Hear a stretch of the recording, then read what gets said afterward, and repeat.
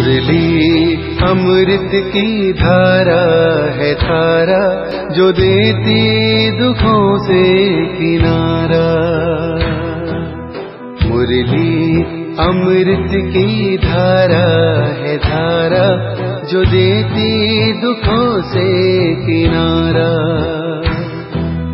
भूले जीवन में हो जाए शिव बाबा मुरली में समझाए। भूले। ओम शांति। आज है 10 सितंबर 2021 की साकार मुरली। बाबा के महावाक्य। मीठे बच्चे, तुम रूहानी बाप से नई नई रूहानी बातें सुन रहे हो। तुम जानते हो जैसे हम आत्माएं अपना रूप बदल कर आए हैं, वैसे बाप भी आए हैं।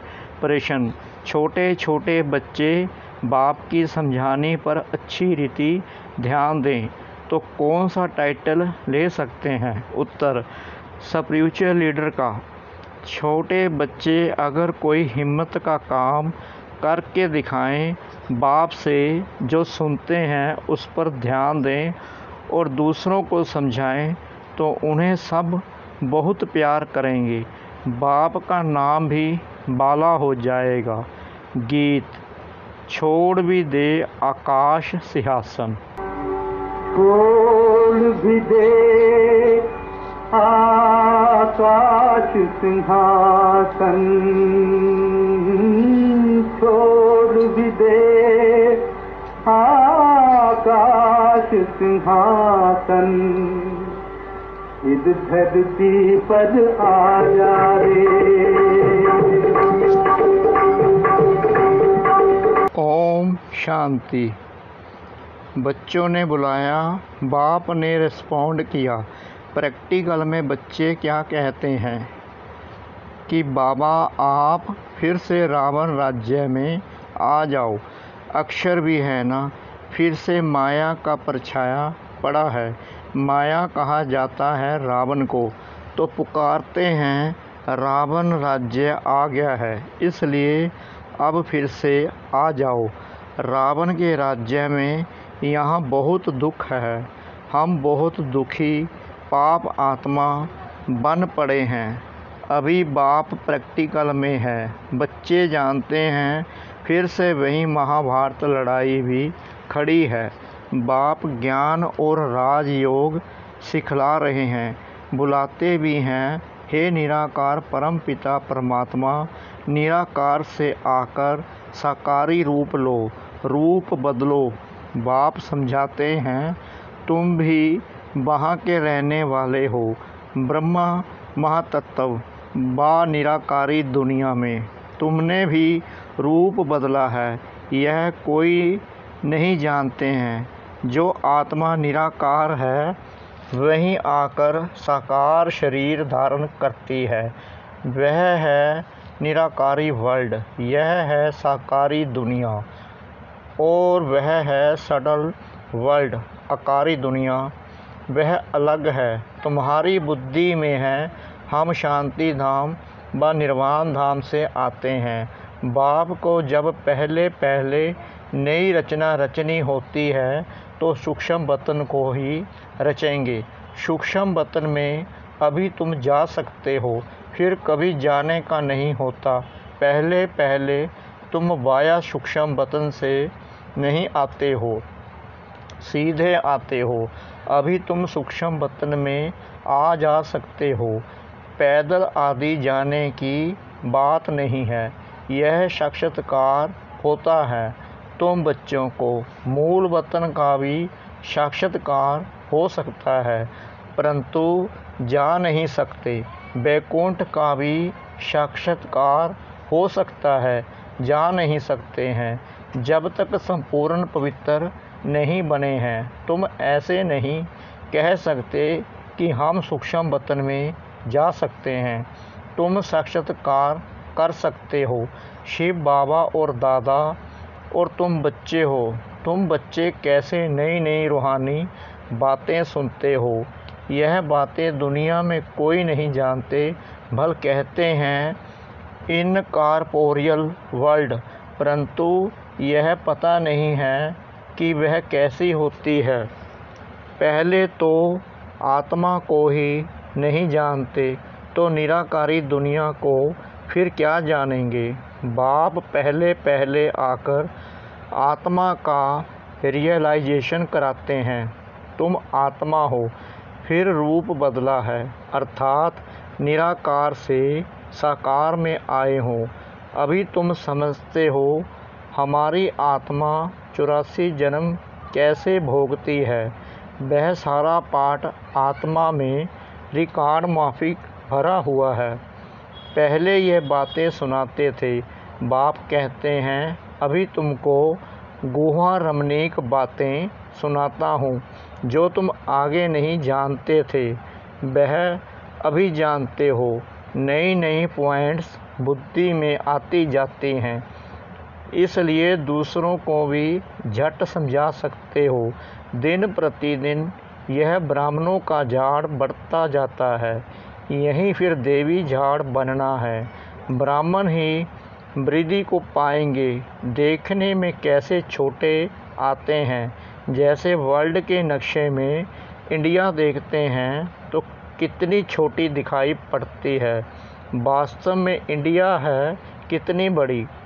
वैसे ही ज्ञान के लिए कहा जाता है मन मना भव, अर्थात अलफ को याद करो। बीज कितना छोटा होता है, झाड़ कितना बड़ा निकलता है, तो यह ब्राह्मण कुल भी छोटा है, वृद्धि को पाता जाता है। तुम्हारी बुद्धि में है कि हम इस समय ब्राह्मण हैं, फिर देवता बनेंगे। 84 जन्मों की सीढ़ी तो बहुत अच्छी है। बच्चे समझा सकते हैं कि जो 84 जन्म लेते हैं वहीं आकर समझते हैं, फिर कोई 84 कोई 80 भी लेते होंगे। यह तो समझते हैं हम इस देवी कुल के हैं, हम सूर्यवंशी घराने के बनेंगे। अगर नापास होंगे तो फिर देरी से आएंगे। सभी इकट्ठे तो नहीं आएंगे, बल बहुत ज्ञान लेते रहते हैं, परंतु इकट्ठे तो नहीं आएंगे। जाएंगे इकट्ठे, आएंगे थोड़े थोड़े। यह तो समझ की बात है ना। सब कैसे इकट्ठे 84 जन्म लेंगे। बाप को बुलाते ही हैं, बाबा फिर से आकर गीता का ज्ञान सुनाओ। तो सिद्ध होता है जब महाभारत लड़ाई होती है उस समय ही आकर गीता का ज्ञान सुनाते हैं। उनको ही राजयोग कहा जाता है। अभी तुम राजयोग सीख रहे हो। कल्प 5000 वर्ष बाद बाबा हमको आकर ज्ञान देते हैं। सत्यनारायण की कथा सुनते हैं ना।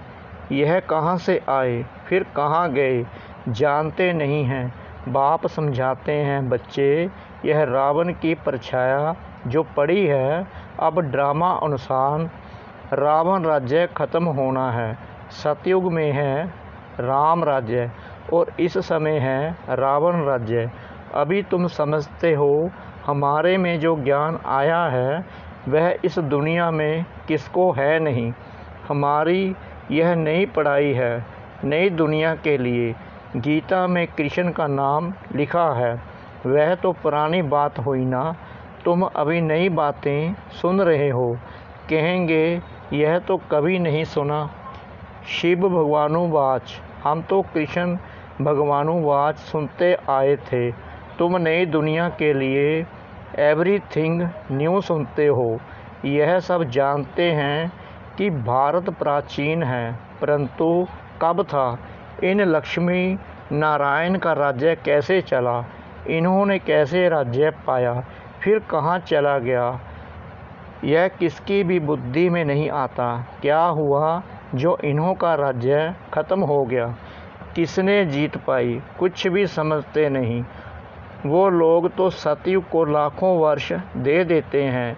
यह हो नहीं सकता कि लक्ष्मी नारायण ने लाखों वर्ष राज्य किया होगा। फिर तो सूर्यवंशी राजाएं ढेर हों, किसका भी तुम नाम है नहीं। 1250 वर्ष का किसको पता नहीं। फिर लक्ष्मी नारायण का राज्य कहाँ तक चला यह भी किसको पता नहीं। तो फिर लाखों वर्ष का पता किसको कैसे पड़ सकता है। किसकी भी बुद्धि काम नहीं करती। अभी तुम छोटे छोटे झट समझा सकते हो। यह है बहुत सहज भारत की कहानी है, सारी स्टोरी है। सतयुग त्रेता में भी भारतवासी राजाएं थे, अलग अलग चित्र भी हैं।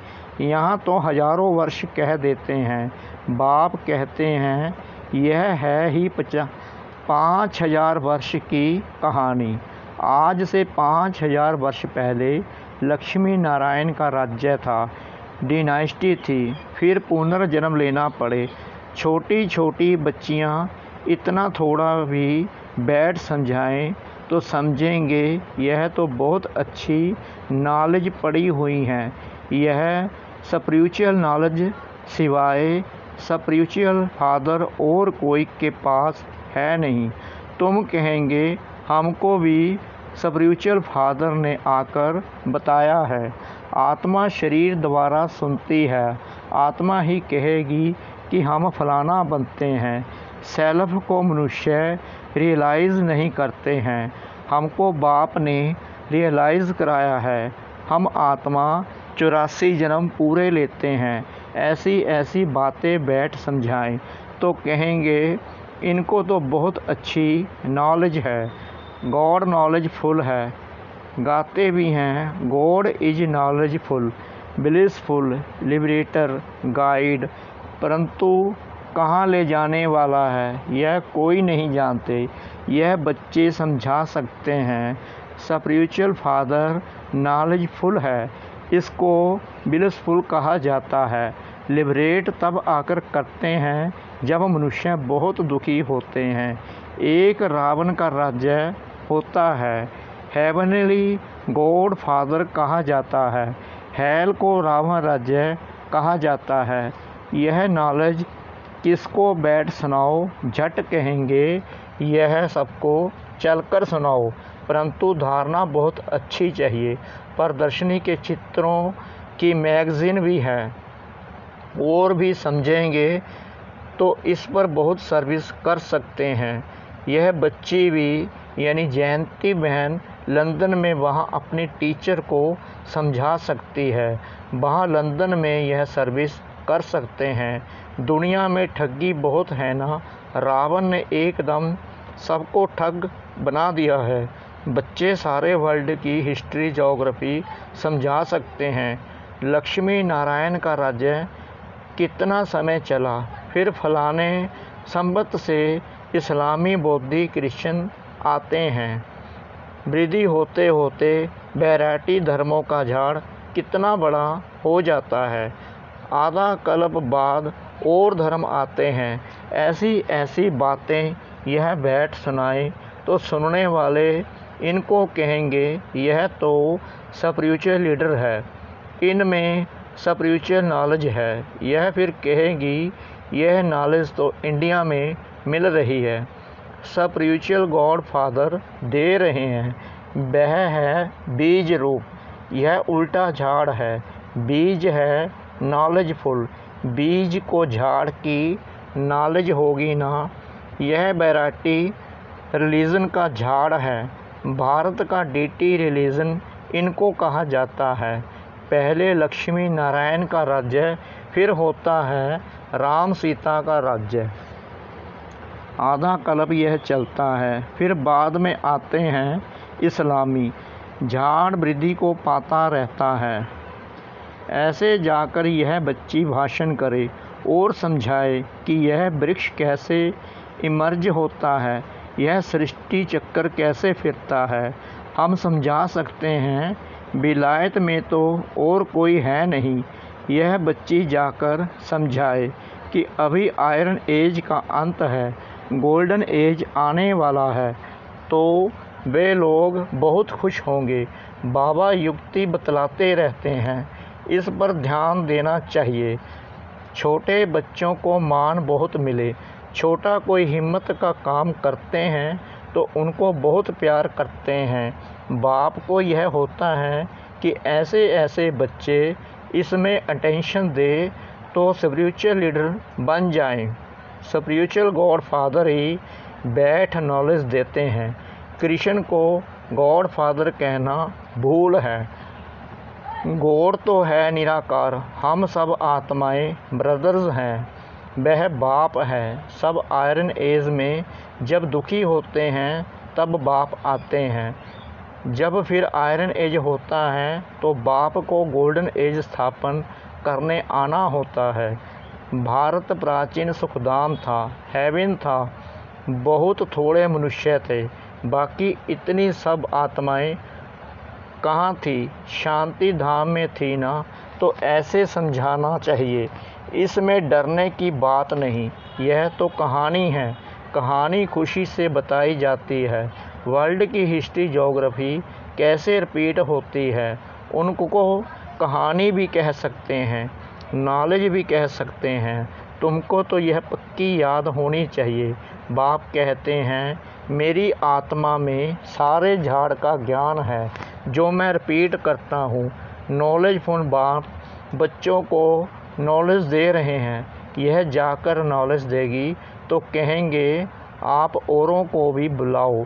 बोलो हाँ, बुला सकते हैं, क्योंकि वो लोग जानना चाहते हैं कि भारत का प्राचीन राजयोग क्या था जिससे भारत हेवन बना। वह कोई समझाए। अब सन्यासी क्या सुनाएंगे? स्पिरिचुअल ज्ञान सिर्फ गीता में है, तो वह जाकर गीता ही सुनाते हैं। गीता कितनी पढ़ते हैं, कंठ करते रहते हैं। क्या यह स्पिरिचुअल नॉलेज है? यह तो बनाई है मनुष्य के नाम पर। स्पिरिचुअल नॉलेज तो मनुष्य दे ना सके। तुम अभी फ़र्क समझते हो उस गीता में और जो बाबा सुनाते हैं उसमें रात दिन का फ़र्क है। दिया फादर ने और नाम डाल दिया है कृष्ण का। सतयुग में कृष्ण को यह नॉलेज है नहीं। नॉलेजफुल है ही फादर। कितनी झटपटी बातें हैं। कृष्ण की आत्मा जब सतयुग में थी तब तो नॉलेज है नहीं। कितना सूत मूंझा हुआ है। यह सब विलायत में जाकर नाम निकाल सकते हैं, भाषण कर सकते हैं। बोलो, वर्ल्ड की हिस्ट्री ज्योग्राफी की नॉलेज हम आपको दे सकते हैं।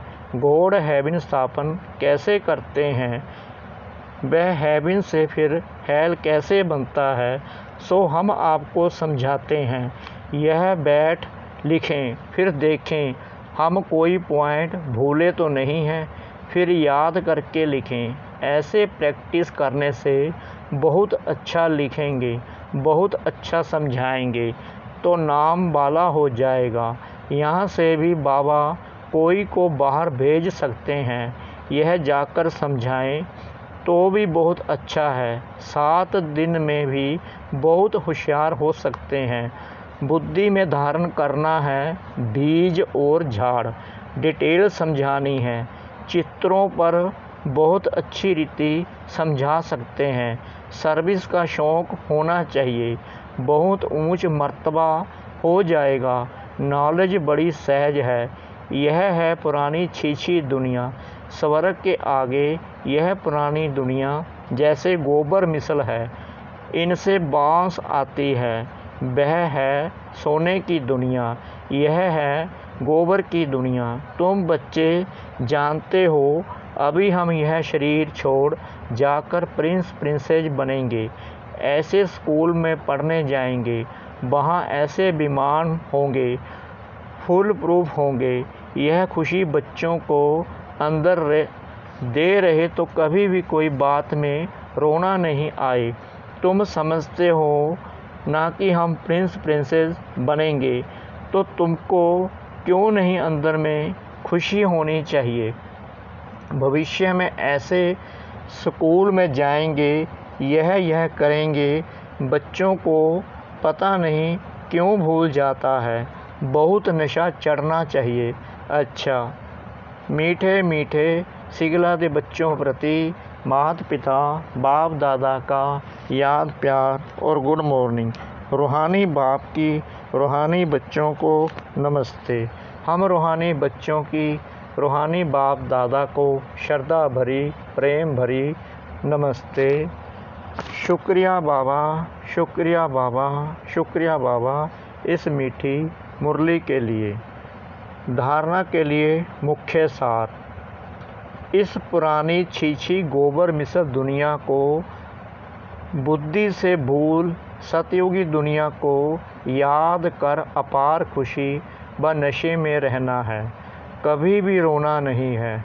नंबर 2, बाप जो गुहा रमणीक बातें सुनाते हैं उन्हें धारण कर सबको समझाना है, स्पिरिचुअल लीडर का टाइटल लेना है। वरदान, कर्म करते हुए कर्म के बंधन से मुक्त रहने वाले सहज योगी स्वतः योगी भव। जो महावीर बच्चे हैं उन्हें साकारी दुनिया की कोई भी आकर्षण अपनी तरफ आकर्षित नहीं कर सकती। वह स्वयं को 1 सेकंड में न्यारा और बाप का प्यारा बना सकते हैं। डायरेक्शन मिलते ही शरीर से परे अशरीरी आत्म अभिमानी बंधन मुक्त योग युक्त स्थिति का अनुभव करने वाले ही सहज योगी स्वतः योगी सदा योगी कर्म योगी और श्रेष्ठ योगी हैं। वह जब चाहे जितना समय चाहे अपने संकल्प सवास को एक प्राणेश्वर बाप की याद में स्थित कर सकते हैं।